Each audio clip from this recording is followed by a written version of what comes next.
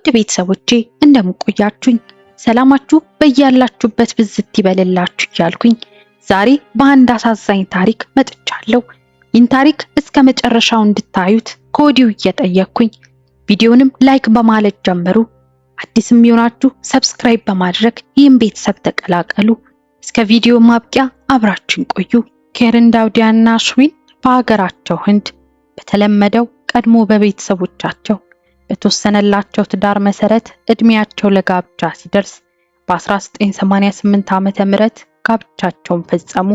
ረዘም ያለው ጊዜያቸውን ታዲያ በእንግሊዟ ሌስተር ከተማ ኑሯቸውን ሲያደርጉ ቪቬክና ሺቫን የተባሉ ወንድ ልጆችን ወልደው ነበር።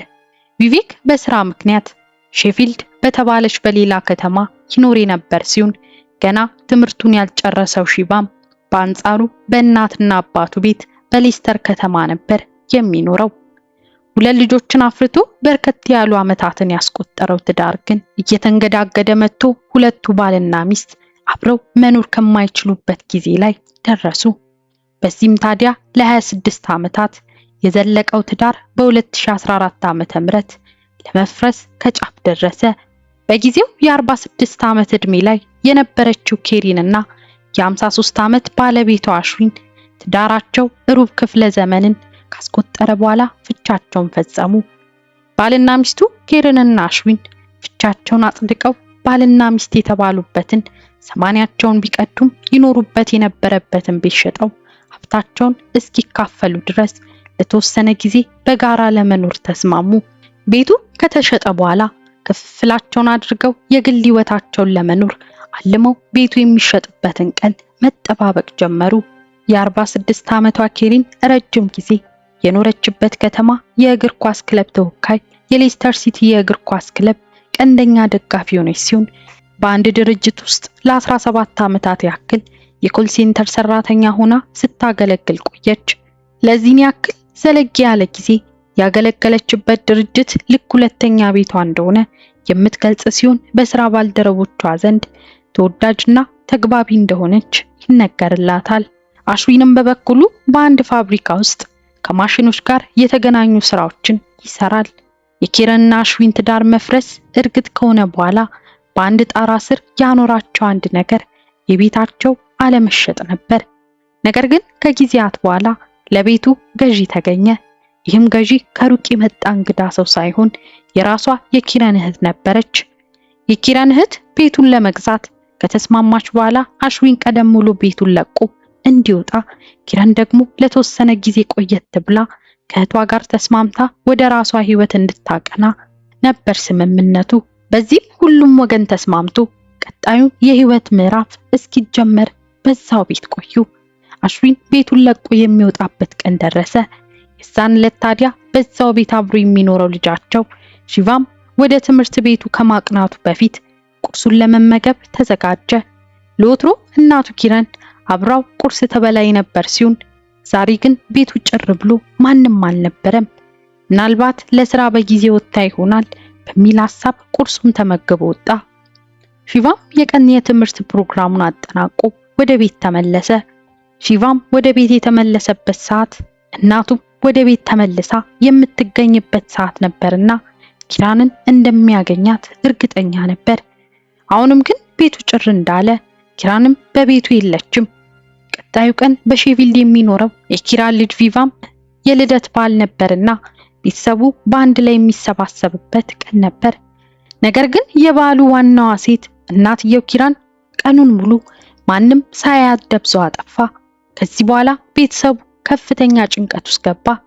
በዚህም ለፖሊስ በማመልከት ፖሊስ ኬረንን እንዲያፋልጋቸው ጥቆማቸውን አደረሱ። በቀጣዩ ቀን ደግሞ ሌላ ስልክ ወደ ፖሊስ ተደወለ። ይህ ስልክ የተደወለው ከኬረን ጎረቤቶች ሲሆን አንድ ትልቅ አስደንጋጭ ነገር እንደገጠማቸው ገለጹ።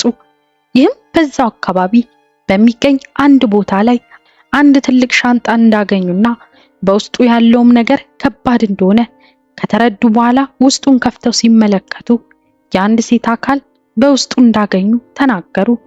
በሻንጣ ውስጥ የተገኘው አካል የኬረን ዳውዲያ እንደሆነ ታረጋገጡ። ኬረን በዛ ሻንጣ ውስጥ እጅና እግሯ ጥፍንግ ተደርጎ ታስሮ ነበር ሞታ የተገኘችው።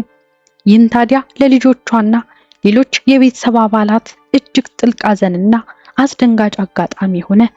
ፖሊስ የዚህን ወንጀል ምርመራ በሚያጠናክርበት ጊዜ ከሁለቱ ልጆች ቃል ሲቀበል አባታቸው ጨካኝ ሰው እንደነበርና እነሱም ልጆች ሳሉ እናታቸውም ላይ ከፋ ያለ ጥቃት ያደርስባቸው እንደነበር በአንድነት ተናገሩ። በኪራንና አሽዊን መካከል የነበረው ውጥረት ከፍ እያለ የመጣው አሽዊን ቤቱን ለቆ መሄድ አለመፈለጉ እንደሆነ ይገለጻል። የቤቱ ገዢ የኪራን እህት መሆኗን ተከትሎ ኪራን ዘለግ ላለ ጊዜ በቤት ውስጥ የመቆየት መብት አግኝታ የሱ ቀደም ብሎ ከቤቱ እንዲወጣ መነገሩ ያስቆጣው አጋጣሚ ነበር።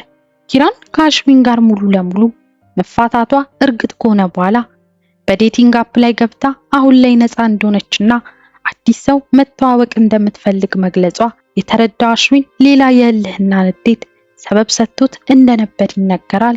ፖሊስ ኪራን ጠፋች በተባለበት ቀን የነበሩትን የደህንነት ካሜራ ቅጆች መመልከት ጀመረ። በዚህም እጅግ ጠቃሚ መረጃ ተገኘ። አንድ ሰው ፊቱን ባደረገው የልብስ ኮፍያ ለመሸፈን እየሞከረ አንድ ግዙፍ የልብስ ሻንጣ እየጎተተ በመንገድ ሲሄድ ይታያል። ሰውየው ፊቱን ለመሸፈን ቢሞክርም ፖሊስ ይህ ሰው አሽዊን ስለመሆኑ ጥርጣሬ አልገባውም ነበር። በዚህም ታዲያ ብዙም ሳይቆይ በቁጥጥር ስር አዋለው። አሽዊን የፖሊስ የምርመራ ቡድንን ከፍ ያለ ድካም የቀነሰ ይመስላል።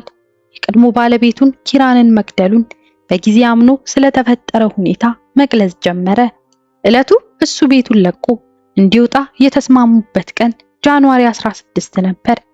ታዲያ አሽዊን ለፖሊስ በሰጠው ቃል በዛን ዕለት ዛሬ ቤቱን ለቀ የምትወጣበት ቀን ነው፣ እንዴት እስካሁን ምንም ነገር አላዘጋጀህም በሚል እሱ ላይ እንደጮችበት ይገልጻል። በዚህ መነሻነት በተነሳ ከፋ ያለ እሰጥ አገባ ታዲያ ነገሩ የከረረ ደረጃ ላይ ይደርስና የቃላት ውርወራው ወደ አካላዊ ጥቃት ተቀይሮ አሽዊን ኪራንን ደጋግሞ ጭንቅላቷን በመምታትና አንቆ እንደገደላት ይናገራል። ቀጥሎ ተለቅ ባለ የልብስ ሻንጣ ውስጥ አስክሬኗን ጥፍንግ አድርጎ አስሮ እንደጣለው ተናገረ። አሽዊን ኪራንን ለመግደል መነሻ የሆነው ሰበብ ከራሷ ከኪራን የተነሳው ጨብጫሪ አነጋገር እንደሆነ ለማስረዳት ቢሞክርም የኪራን ቤተሰቦች ግን ነገሩን ኪራን እንደማትጀምረው ፍጹም እርግጠኛ ሆነው ይከራከሩ ነበር። በመጨረሻም አሽዊን የቀድሞ ባለቤቱን ኪራንን መግደሉ በፍርድ ቤት ተረጋግጦ ጥፋተኛ ተባለ። በዚህም በእድሜ ልክ እስራት እንዲቀጣ ተወሰነ። ውድ ቤተሰቦቼ ለዛሬ ያዘጋጀሁት ቪዲዮ ይህን ይመስል ነበር። እስኪ እናንተስ በዚህ ታሪክ ላይ ምን ተሰማችሁ? ሐሳባችሁን ኮሜንት ላይ አሳውቁኝ። ላይክ እንዲሁም ለሌሎች እንዲደርስ ሼር እያደረጋችሁ ለዚህ ቻናልም አዲስ ሆናችሁ የምትመለከቱ ሰብስክራይብ እያደረጋችሁ ተቀላቀሉ። በሌላ አዲስ የወንጀል ታሪክ እስክንገናኝ ድረስ ቸር ቆዩልኝ።